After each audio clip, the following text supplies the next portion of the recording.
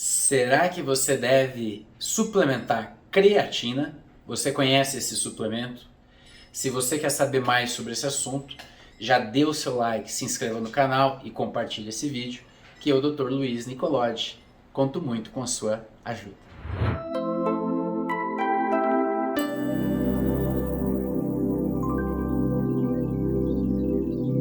Pessoal, dentro do universo da suplementação, cada vez mais temos acessos a ativos que realmente trazem benefícios para a nossa saúde. Porém, a suplementação, se ela não é feita de uma forma racional, por um profissional que compreenda o seu estado físico, mental, metabólico, hormonal, é uma suplementação às cegas, como a gente fala, que é aquela coisa que muitas pessoas fazem de ir na farmácia, comprar um polivitamínico.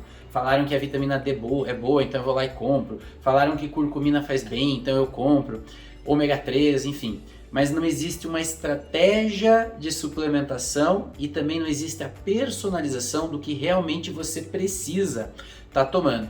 Por quê? Porque se você tomar suplementação sem uma indicação precisa, o seu corpo simplesmente vai eliminar esse excesso e você vai torrar aí um dinheiro desnecessariamente.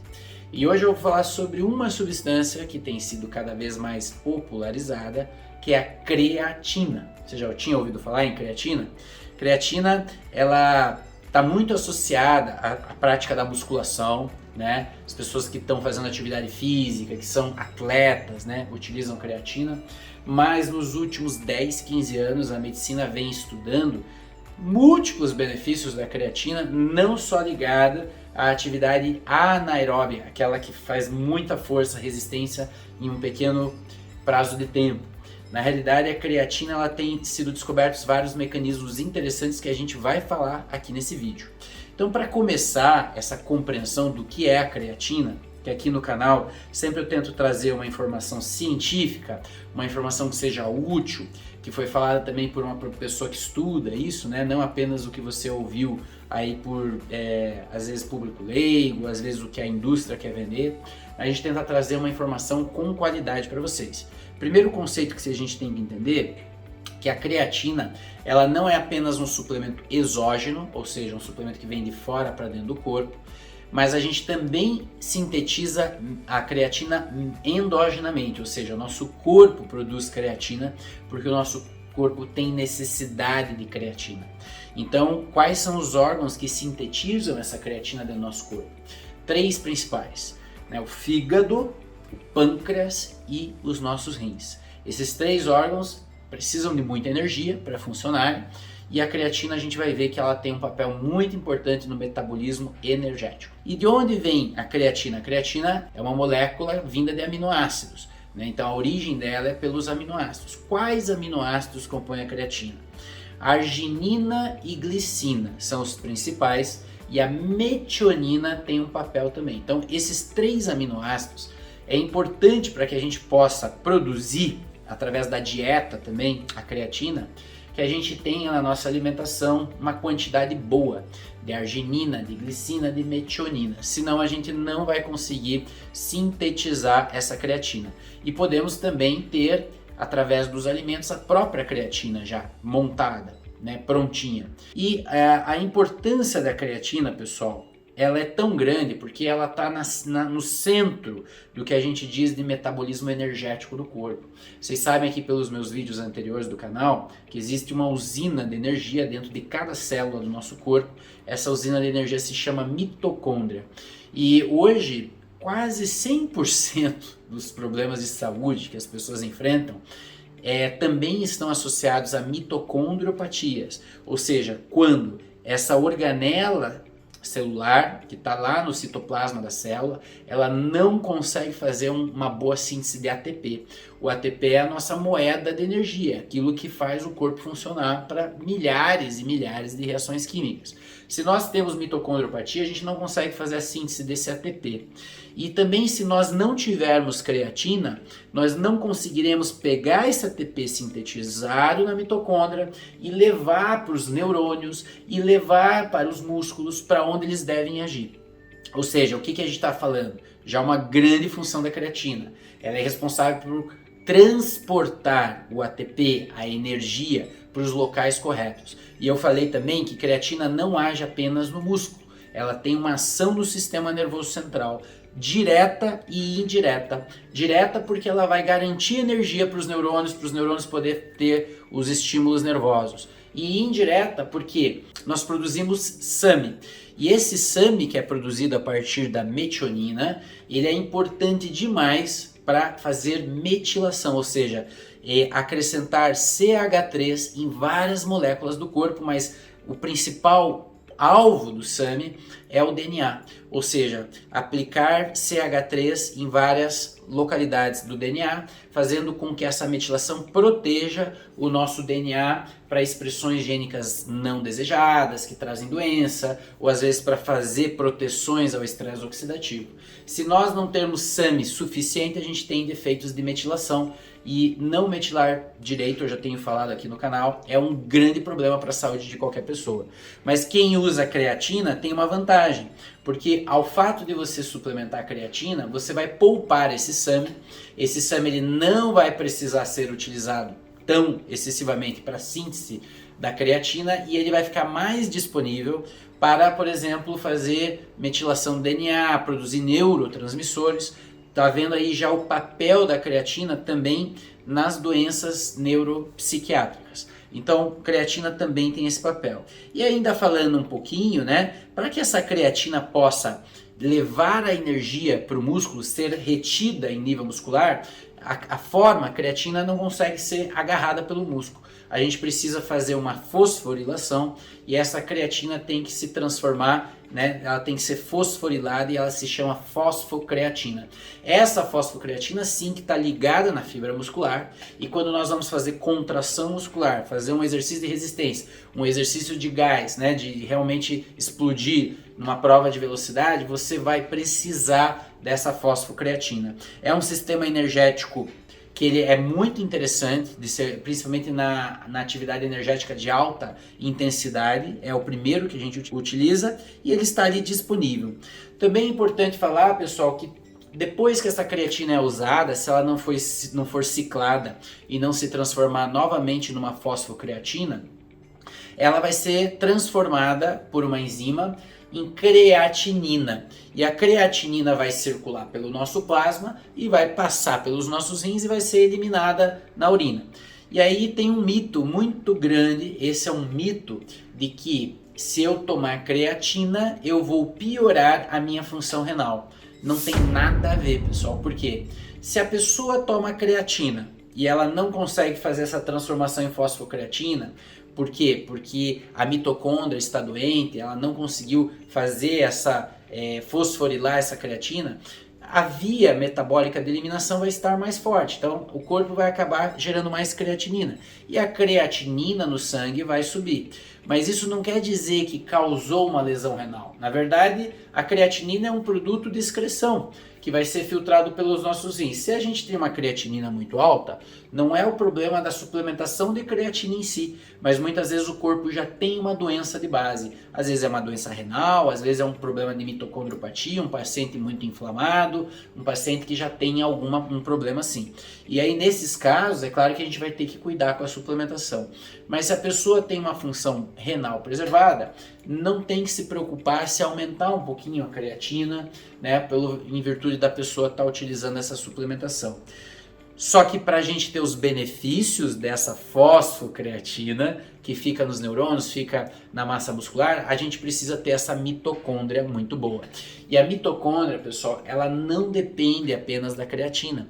Por isso que é tão difícil tratar várias doenças que sofrem com mitocôndrias, né? A gente precisa pensar em todos os cofatores, né, os oligoelementos que garantem uma boa função mitocondrial.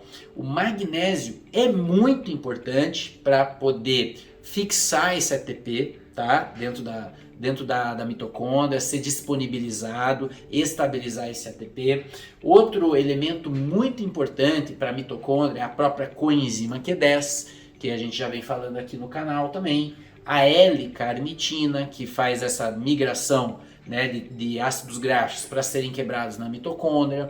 Então, basicamente, para a gente poder ter o benefício da creatina, esse sistema energético mitocondrial tem que estar bom.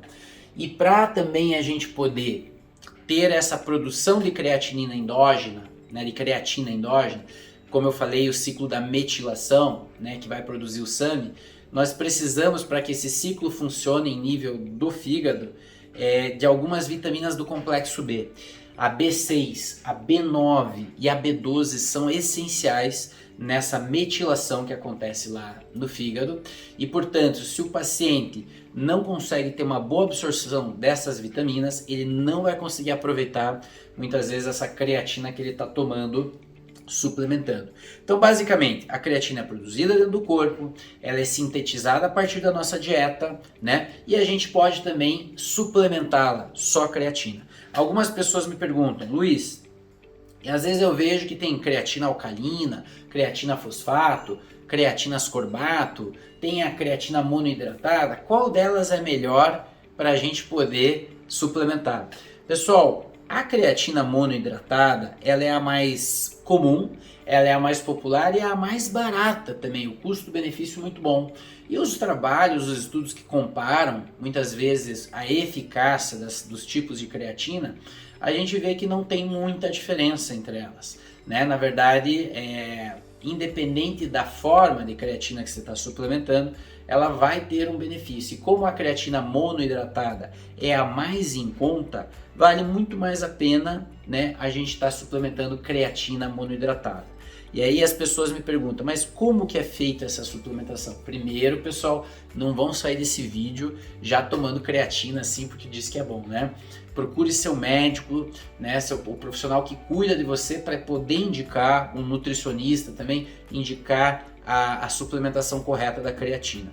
Basicamente, tem duas formas de fazer a suplementação de creatina. Uma que ficou muito conhecida, que é o carregamento, em que você vai usar uma dose maior de creatina por pelo menos 7 dias para carregar a musculatura de creatina e depois você vai manter uma dose de manutenção. E a segunda forma é você não precisar fazer esse carregamento e simplesmente suplementar uma dose todos os dias. Qual é a diferença entre elas? Muito pouca diferença, tá? Talvez para os atletas é interessante fazer o carregamento, mas para as pessoas que querem o benefício da creatina, muitas vezes uma dose de manutenção todos os dias é muito interessante. Não precisa ser usada apenas antes dos treinos. Nós temos uma necessidade de creatina pelo menos de umas 3 gramas diária para fazer as atividades mitocondriais, o carregamento de energia do ATP, a fosforilação, enfim. Então, se a gente usar 3 gramas, nós estamos mantendo o gasto nosso diário de um adulto. Mas a gente pode suplementar até 5 gramas, que é muito tranquilo, muito seguro. E é claro, né, sempre olhando tudo que você precisa suplementar, não apenas a creatina. Muitas vezes me perguntam, qual é a fonte maior de creatina? Dentro da natureza, o alimento que mais tem creatina é o arenque, aquele peixe, né? Depois vem a carne de porco, daí tem a carne bovina, né?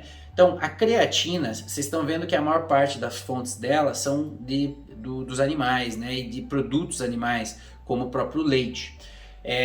Aí já se mostra uma boa indicação da creatina para os vegetarianos. Eu, por exemplo, sou vegetariano e eu suplemento creatina e outras coisas, que no vegetarianismo é mais difícil, né, de a gente ter na alimentação. Então, para o vegetariano é especialmente interessante fazer a suplementação de creatina, tá? Por quê? Porque ele não vai estar comendo pela dieta essa creatina. Outra coisa que me pergunto é se veganos poderiam tomar creatina. E eu diria que sim, pessoal, porque toda a creatina que é comercializada em território brasileiro, ela vem de uma reação química, né? Então essa é uma reação, ela é sintetizada em laboratório, ela não é extraída de fontes animais. Então os veganos podem estar usando a creatina com segurança, tá? Qual é a vantagem? Ah, Luiz, mas então não é melhor comer carne? Será que não seria melhor comer carne para ter a creatina? Se eu gosto de comer carne? Não, pessoal, porque a concentração de creatina na carne, ela é baixa, não é muito, e na verdade para você ter um bom aporte lá de 5 gramas por dia, você teria que comer muita carne, aí você ia inflamar o teu corpo inteiro, teu intestino, porque a carne também inflama muito o corpo, né? É muito difícil a digestão, tá? A absorção dela acontece em nível intestinal, né? Intestino delgado, por receptores específicos, Então a gente precisa ter uma qualidade desse intestino. Se a pessoa tem disbiose, leaky gut, tem um problema, alguma doença do intestino, essa absorção vai ficar prejudicada. Por isso que a gente sempre fala, suplementação, pessoal, no intestino que está inflamado, no intestino que está vazado, no intestino que está disbiótico, você vai gastar muito dinheiro para pouco resultado. Por isso que quando a pessoa está nesse estado, a suplementação melhor é por vias endovenosas. Nós não temos a creatina endovenosa, mas nós temos outros ativadores mitocondriais e outros nutrientes musculares por via endovenosa. Pool de aminoácidos, beta-alanina, magnésio, coenzima Q10, ou seja, dá para a gente fazer um belo trabalho por outras vias também, por outros ativadores de força muscular, de gás, de energia, tá? Para você consumir a creatina em suplemento, é ideal que você dissolveu na água, você já beba essa creatina, porque se você deixar ela muito tempo ali, ela vai sofrer um processo de hidrólise e você já não vai conseguir absorver ela na forma que ela traz benefício, tá?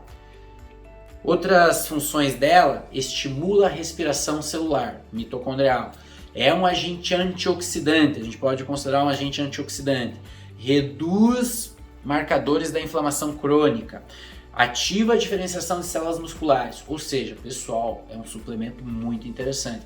Olha, eu vou te dizer que hoje é quase global a minha indicação de creatina para os meus pacientes, só que eu sempre preparo esse terreno biológico, para que ele possa absorver essa creatina e ter o benefício.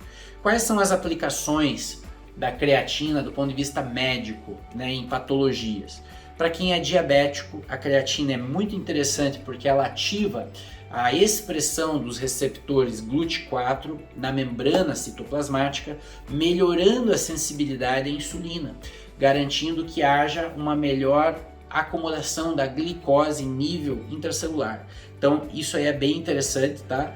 Melhora a resposta da insulina, melhora a captação de glicose pela célula. Outra coisa que a gente vê em estudos é que quem usa creatina, que foi diabéticos, diminuiu sua hemoglobina glicada ao longo do tempo. Tem trabalhos mostrando isso. Outros pacientes que se beneficiam da creatina, aqueles pacientes que têm problemas hormonais, que eu trato muitos problemas hormonais, mas principalmente o paciente que tem hipotiroidismo, a tireoide já não funciona. Esse paciente está fadigado, está faltando creatina, está faltando alguma coisa que transporte esse ATP lá em nível mitocondrial. Lembrando, pessoal, que o ATP, se ele fica muito retido na mitocôndria, ele gera um calor dentro da mitocôndria, faz muito mais apoptose celular, morte celular, estresse oxidativo. Então o ATP ele não é para ficar na mitocôndria, ele é para ser levado para os músculos, para os neurônios, para onde vai ser precisado, tá? Não dá para ficar ali armazenadinho na mitocôndria. Então é muito importante a creatina nesse processo. Então nos distúrbios hormonais, por exemplo, na questão da infertilidade, um uso muito frequente da creatina, porque qual que é uma das células que mais precisam de creatina e de energia, de ATP? O espermatozoide, os óvulos também, por quê? Porque são células muito novas.